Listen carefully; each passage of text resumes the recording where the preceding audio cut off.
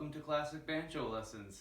I'm Aaron Jonah Lewis, and this will be episode 1, in which we cover a lot of the basics that you need to know in order to begin. So, before you get started learning to play classic banjo, you need to get a banjo. I have two banjos, which I'll introduce you to now. This is my Bacon and Day Senorita, and this is my Weaver. And they're both wonderful. You only need one to get started, but I have these both here so that I can show you, this one has a resonator. This one is an open back. And it doesn't matter which one you choose to get started. You can use any kind of 5-string banjo. First of all, what is classic banjo? It's a style of fingerstyle banjo playing, played on a banjo with nylon strings without fingerpicks. And it was really popular from the late 19th century up until the modern day. Okay, it's not as popular as it used to be, but around the turn of the century, the turn of the 20th century, it was the most popular kind of music in the English-speaking world. And there are so many wonderful pieces that have been written in this style that many have never been recorded, and even the ones that have been recorded are hard to find, and it's really just like a hidden treasure just waiting to be discovered. So I love to just dive in and discover this music and feel connected to the past in a way, where playing the same music that people in their homes would be playing before radio even was available or any kind of recorded music. Okay, that's quick, but I want to tell you right away about a website where you can find so much more about the history of classic banjo, biographies of many great players, and a huge music library. They also have video tutorials on this website. It's called classicbanjo.ning, N-I-G. It's classic-banjo.ning.com, and I'll put a link in the description. I also want to give a shout out to the American Banjo Fraternity, which has been very helpful to me to meet people who have a lot more experience than me, very generous and knowledgeable people.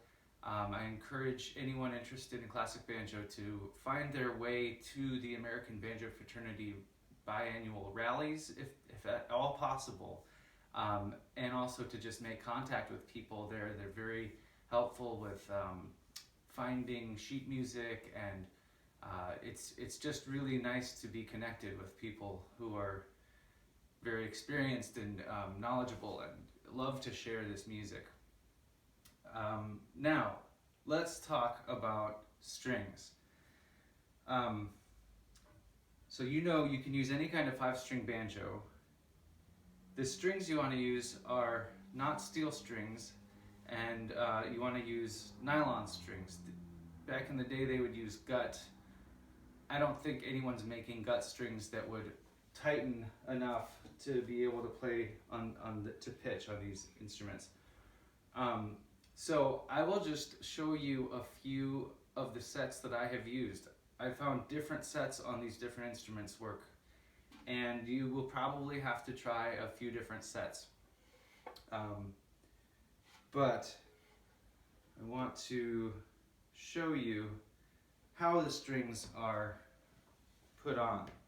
So they come straight with no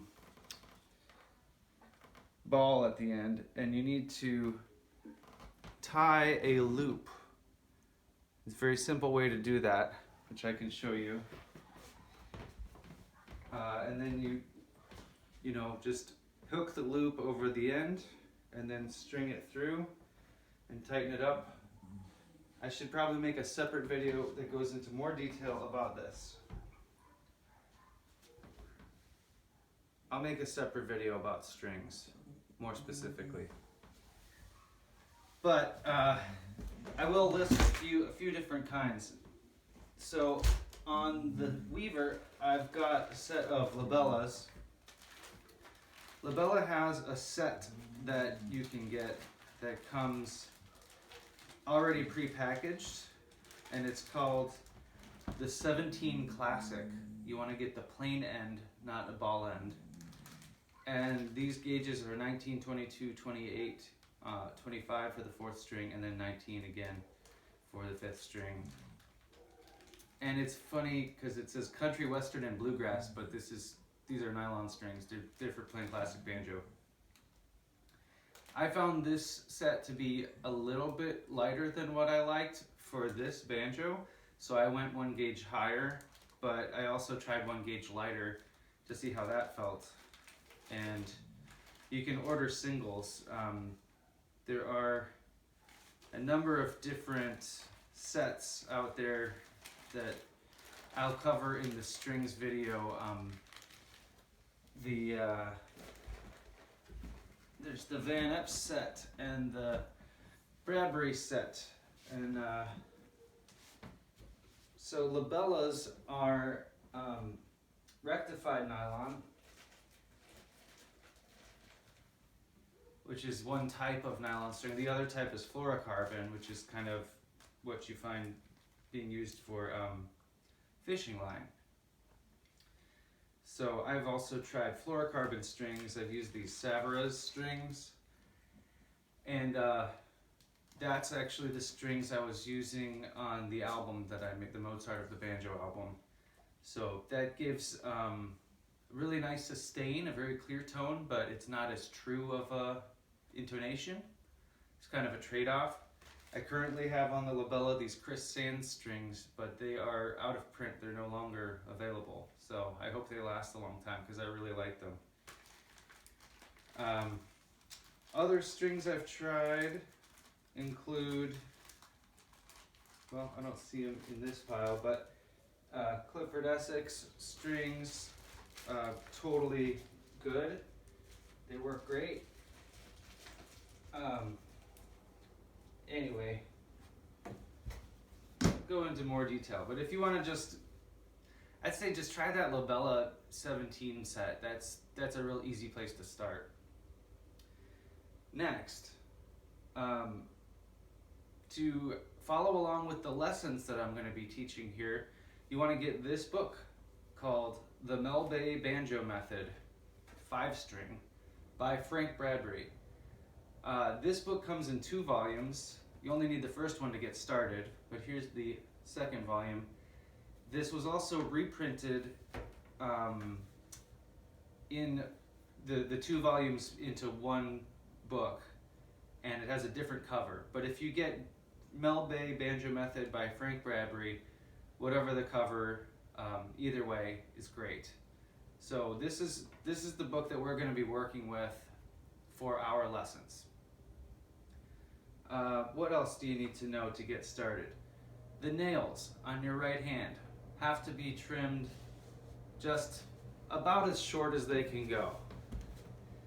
So if you play clawhammer banjo, as I have been playing for much longer than I've been playing classic banjo, you might think, oh no, I can't play clawhammer banjo without my nails. Well, you can. I realized, I would have to make a choice between playing clawhammer with nails or playing classic banjo at all, and I'm glad I did because, throughout history, people have always played clawhammer banjo without nails. A lot of working people can't maintain long nails, so I promise you can do it without nails. It'll feel a little different at first, but it's very doable, and I feel like I play as well as ever. Another couple of things I'll mention about setting up your banjo.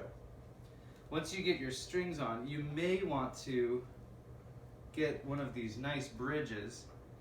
The thing about the bridge that often comes on a banjo, let's say you just get a 5-string banjo from the shop and it's got steel strings on it, the bridge that comes on it is usually kind of heavy. and it's made for steel strings to support higher tension. So these nylon strings are much lower tension, and as a result you can get away with a much lighter bridge with less mass. And the less mass your bridge has, the more sound it can transmit, because it's not being absorbed into the bridge, into the wood of the bridge.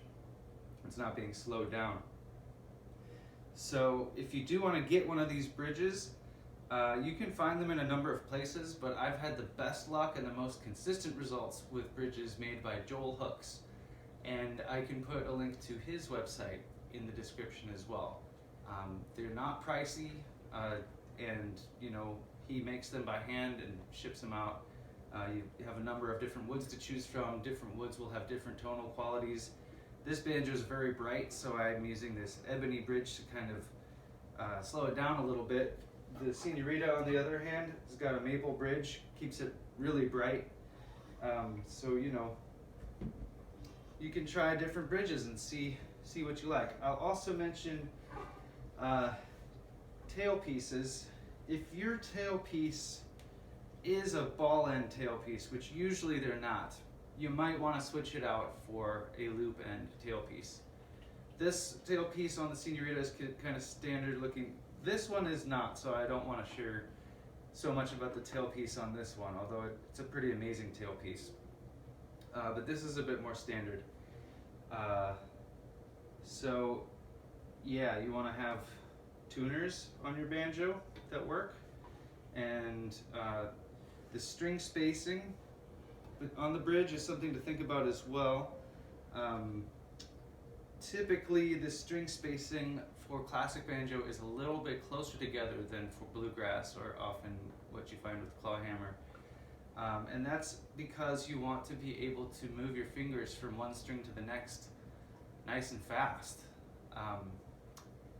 And there are a lot of little things we do in classic banjo that require a high degree of precision. So I wouldn't worry about the strings being too close together, even if you have big fingers. You will get used to it, and you will be able to play with precision. So I'm going to make a separate video about strings and a separate video about tuning. But this is the basic introductory video to say, get any kind of 5-string banjo. It doesn't need to be fancy. If you're not sure where to find a 5-string banjo, you can look around on websites like Banjo Hangout and read on the discussions about beginner banjos and where to find them. I personally can recommend Elderly Instruments as a wonderful source for information and new and vintage instruments. And you know, you can also look online, eBay, Reverb. I don't know, it's a little bit risky if you don't know what you're looking for. Obviously the best thing is to find someone who can help you in person, help you find something, or sell you a banjo. But you should be able to find a beginning banjo for anywhere from a few hundred to under $1,000, definitely. So we talked about strings, we talked about the book, and a couple of other setup things: bridge, tailpiece, what is classic banjo, trim your nails. This has been episode 1 of Classic Banjo Lessons with Aaron Jonah Lewis. Thank you for joining me.